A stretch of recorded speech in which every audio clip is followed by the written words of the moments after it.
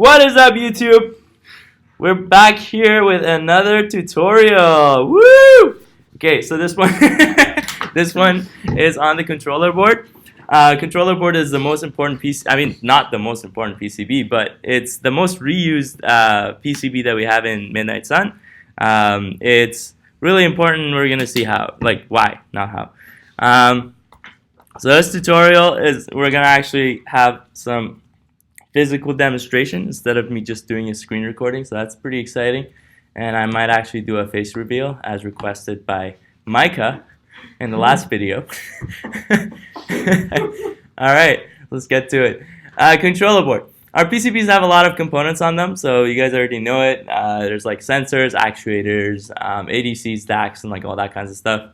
So sensors are pretty much the chips that usually gather some data for you. Actuators are things that you control. So like in your embedded system, you usually control something in the environment. So that actuator can be, for example, turning on and off a LED, or for example, it can be, like a mechanical arm or something. You can move it.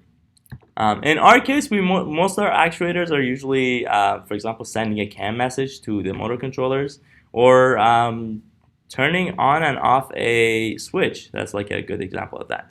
So ADCs are analog to digital converters. We're going to go over them. DACs, I don't really know if we would ever use them, so don't worry about that for now. If it's needed, I will make another tutorial. So to be able to control all of these things, you need a microcontroller, right? So what's a microcontroller? Microcontroller is a computer, but it's pretty much like a CPU, but a CPU is very specialized in terms of application, and it doesn't have like all of the peripherals. So microcontroller is basically a chip that has a logic unit, so it contains all the stuff that a CPU contains, but in addition to that, it contains a memory, it contains like some peripheral interfaces. So we're going to get to the part where we introduce our microcontroller and the one that we use. So every board that needs firmware basically needs microcontroller, because microcontrollers are where the C code runs, right?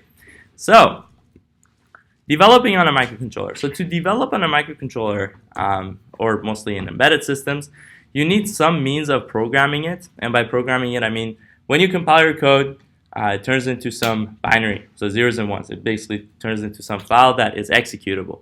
So you need to write this file to the memory of your program and then memory of your microcontroller, and then restart the microcontroller, and the microcontroller begins to execute it. You probably need some power converter, because microcontrollers usually use like 3 volts, 3.3 volts, but for example, our low voltage relays in our car are actually 12 volts. So you need some power converter, and then you need some test points and LEDs to like be able to flip them to see if your program is working right. You also sometimes might want some means of getting messages from it. So like in our case, we have like the UART lines that you can connect to, and you can basically listen to UART lines. It becomes a separate console for you, and etc. So imagine being a hardware designer on Midnight Sun. Every board that would get a microcontroller, you would have to bring all of these in for that board, right? So you would have to actually design the hardware like again and again and again to contain all of these components. Well, we were like, well, these components are like the most reused part of our car, so why don't we make this its own board?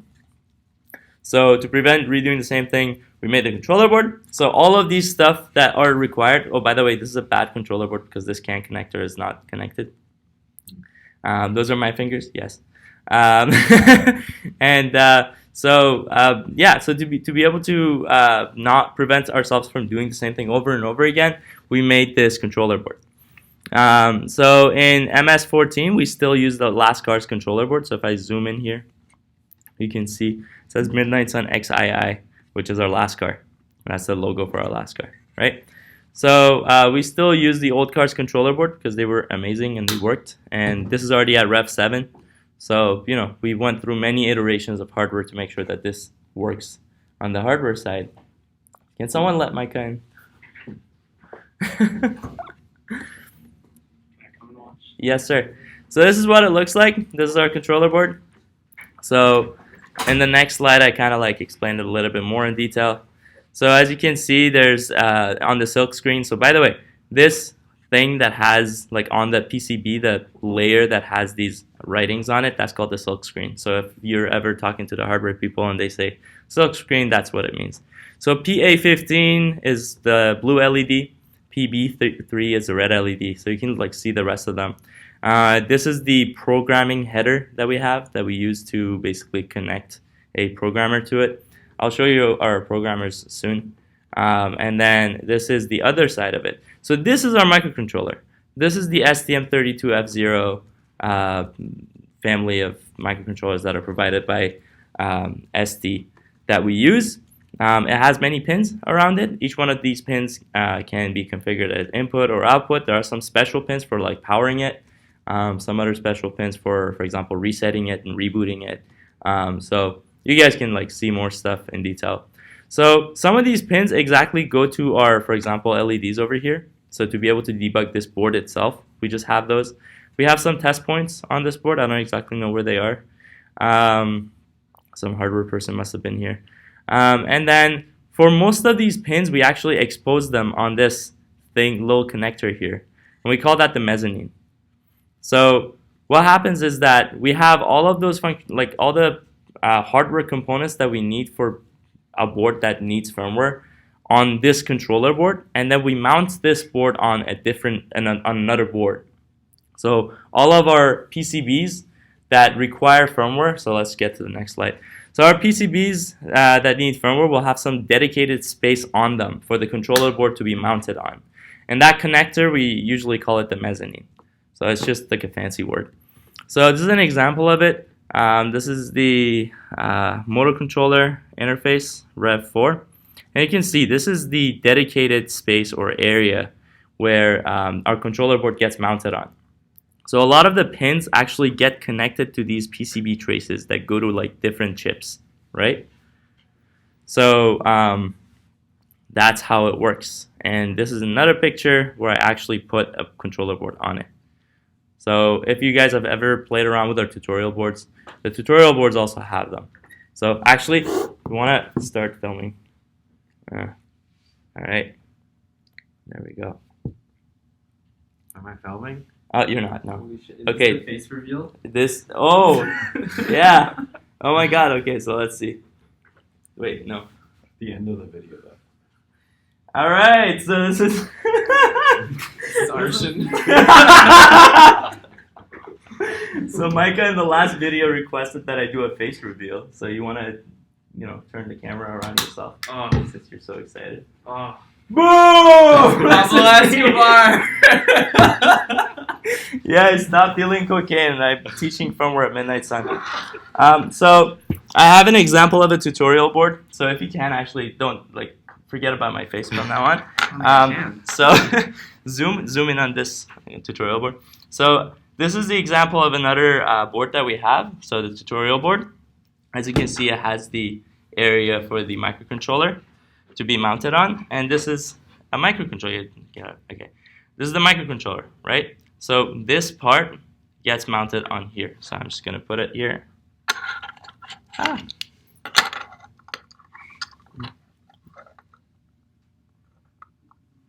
Almost there. Almost there. Okay, there we go. Oh, it's blue. So yeah, both the LEDs are blue. That means hardware because one of them's supposed to be yellow. But it's okay. But yeah, that's how you mount them on.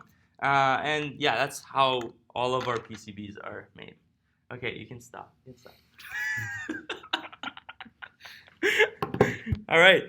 So that's the example again. And there's also like all of these peripherals that the controller board can talk to. So you can actually see the peripherals, and the schematic is at this link. So I'm going to put this link online so that you guys can take a look at it. But this is the controller board project. It's fairly easy to find it. Really, you just go to like UW MITS on hardware, and then MS12 controller board, right?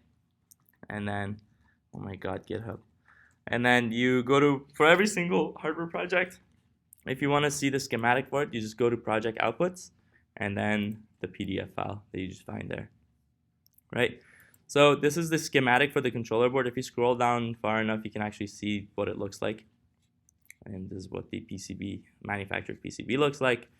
And then the big part that you guys should kind of care about here is this giant block, which is the STM32F072CBT6, which is the exact version of the microcontroller that we use.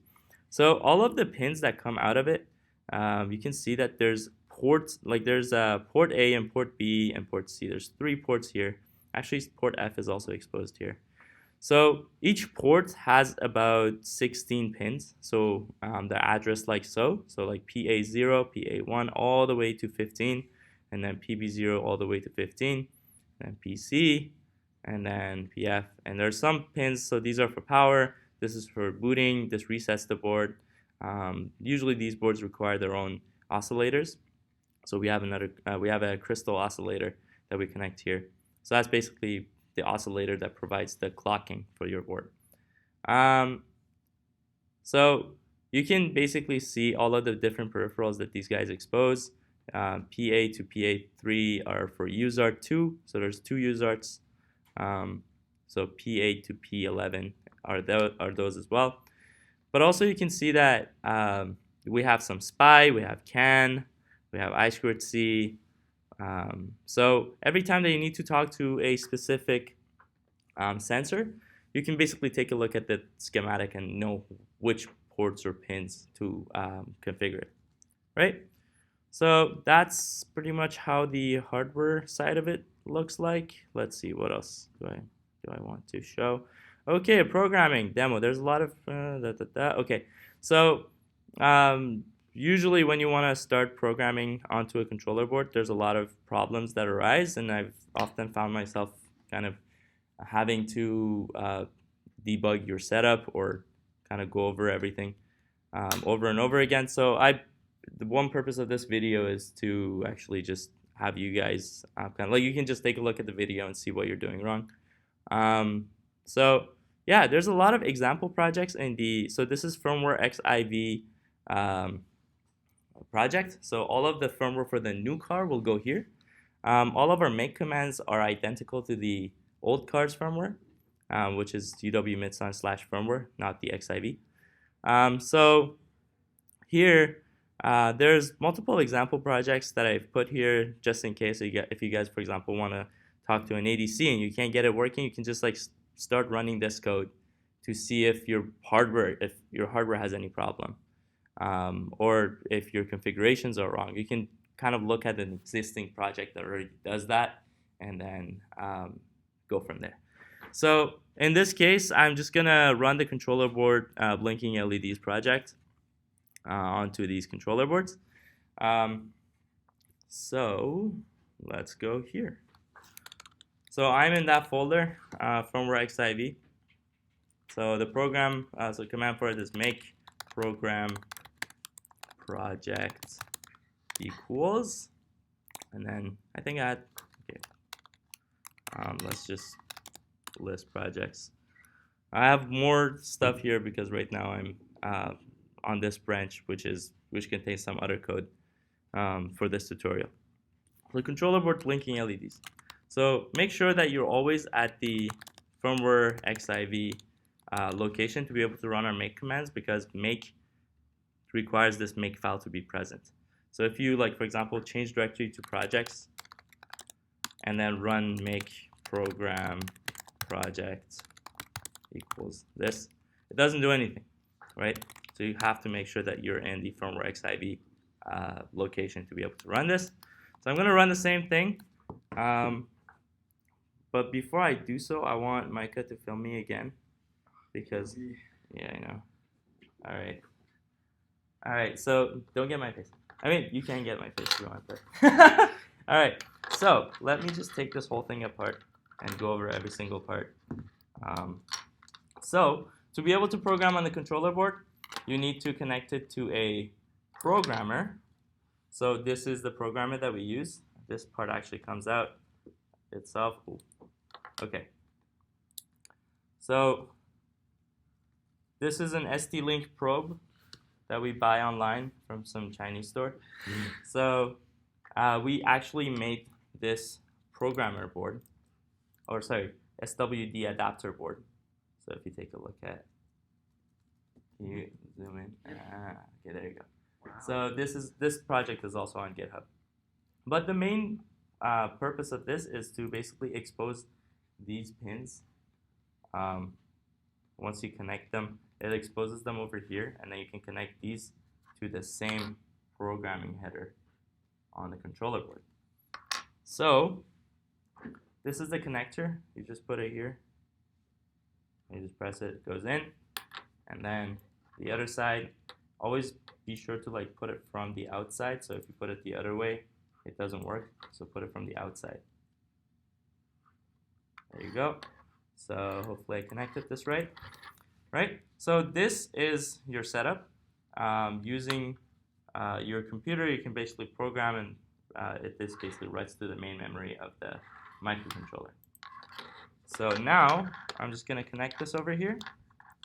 So this is another common mistake that people make. They just connect this and then they're like, all right, let me program. But if you program right now, it doesn't work. And that's because your board is not getting powered. So remember that these boards get powered. No, don't don't show my face. When we connect these boards, they usually get their power from the 12-volt line in the car. So when you're programming it in of itself by itself, you need to make sure that the board is getting powered off of your laptop. So for that, we pretty much have these two pins that are for the power, right? So using a jumper cable, okay, there we go. Using a jumper cable, you can short these two lines to make sure that you get a female-to-female jumper cable. And then this LED turns on, and some of them may have this, some of them may not.